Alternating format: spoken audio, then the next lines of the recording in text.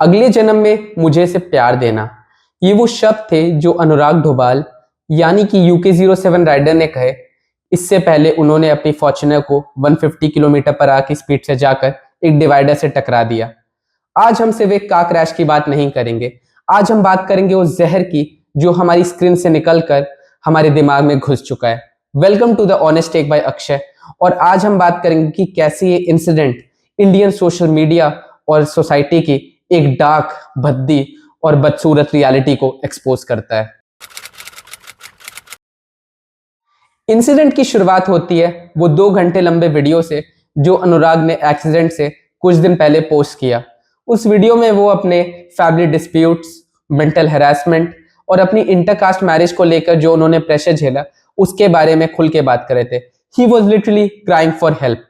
और उस वीडियो को देख के हमारी ऑडियंस और सो कॉल्ड डैंक इन्फ्लुएंसर्स का इनिशियल रिएक्शन क्या निकला?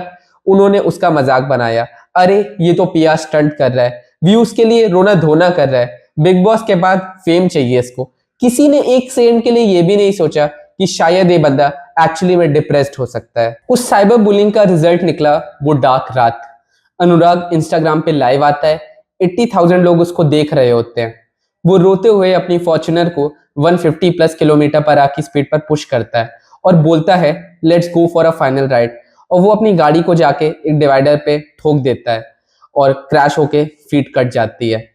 लेकिन उस एक्सीडेंट से ज्यादा डिस्टर्बिंग चीज थी उस एक्सीडेंट के ड्यूरेशन में आई लाइव कमेंट्स। लोग लिटरली लिख रहे थे भाई स्क्रिप्टेड है, गाड़ी ठोक के नाटक कर रहा है। मतलब किसी ने ये नहीं सोचा कि यहाँ एक बंदा लिटरली अपनी जान गंवा रहा है और सबको लग रहा था कि कोई स्क्रिप्टेड नाटक चल रहा है। क्रैश के बाद जब रियल न्यूज वायरल हुई तो ट्रेजेडी को मिल करने सो कॉल्ड इन्फ्लुएंसर्स बाहर निकल आए।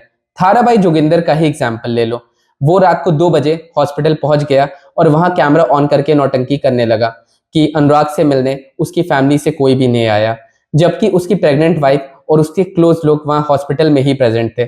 जब अनुराग के मैनेजर को ये सब बात पता चली तो उन्होंने जोगिंदर को वहां से भगाया। और हद तो तब पार हो गई जब ये बंदा आईसीयू के बाहर खड़े होके द ग्रेट खली और दूसरे सेलिब्रिटीज को वीडियो कॉल घुमाने लग गया।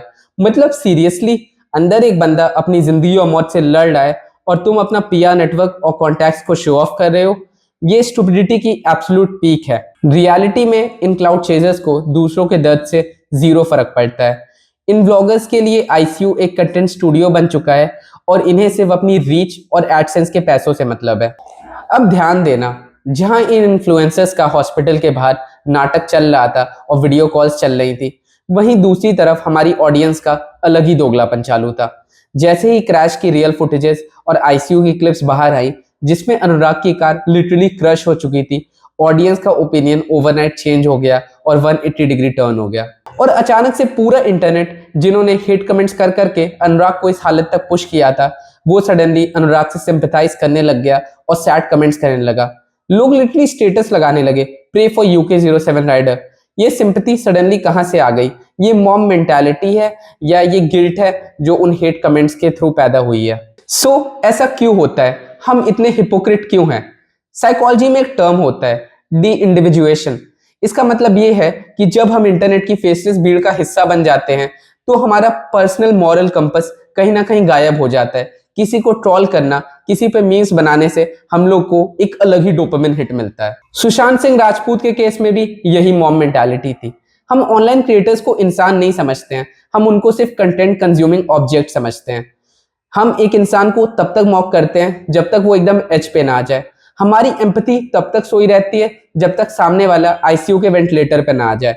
हम डैंक और कूल बनने के चक्कर में रियलिटी में इमोशनलेस ज़ॉम्बीज बन के रह गए हैं। ये इंसिडेंट सिर्फ एक क्रिएटर का नहीं है, ये हमारी सोसाइटी का मिरर रिफ्लेक्शन है। हम सोचते हैं कि मेरे एक छोटे से हेट कमेंट करने से किसे क्या ही फर्क पड़ेगा, बट ये छोटे छोटे हेट कमेंट जब हजारों की तादाद में आते हैं तो ये किसी के दिमाग को कितना ज्यादा डिप्रेस कर सकते हैं ये हम सोच भी नहीं सकते। आज का टेकअवे सिर्फ बी काइंड नहीं है। आज का टेकअवे ये है कि अपनी ह्यूमैनिटी को इस 6 इंच की स्क्रीन के पीछे मरने मत दो। किसी के मेंटल ब्रेकडाउन को अपना एंटरटेनमेंट मत बनाओ। अगर कोई रो रहा है तो उसको अटेंशन सीकर बोलने से पहले 10 सेकंड के लिए ये सोचना, अगर स्क्रीन की उस तरफ तुम्हारा कोई दोस्त या तुम्हारा सगा भाई होता तो क्या तब भी तुम यही सेम कमेंट करते? कूल बनने के लिए हर वक्त सैवेज होने की जरूरत नहीं है।